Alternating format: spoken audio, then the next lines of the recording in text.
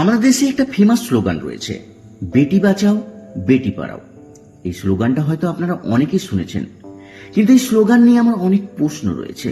প্রথম প্রশ্ন, বেটি বাঁচাও কিভাবে বাঁচাবে বলুন তো?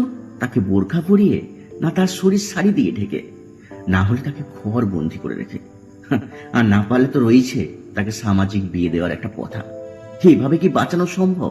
এভাবে কার কার কাছ থেকে আপনি বাঁচাতে পারবেন তাকে? আর দ্বিতীয় প্রশ্ন, বেটি পড়াও কিভাবে পড়াবেন, কোথায় পড়াবেন? একটা 36 ঘন্টা ডিউটি করার পর একটা ডাক্তার যখন একটা সাময়িক ভাবে একটা বিশ্রামের জন্য একটা সেমিনার রুমে যায়, তারপর খবর আসে তার নারকীয় অত্যাচার, পাশবিক অত্যাচারে একটা কাহিনী। এভাবে কি বাঁচানো সম্ভব? আপনি কিভাবে গ্যারান্টি দিয়ে বলতে পারবেন যে আমাদের মেয়ে অর্থাৎ বেটি যখন বাইরে পড়াশোনার জন্য যাবে তার কোনো পোস্টমর্টমে রিপোর্ট আসবে না, সে যেন সুস্থভাবে ফিরে আসতে পারে?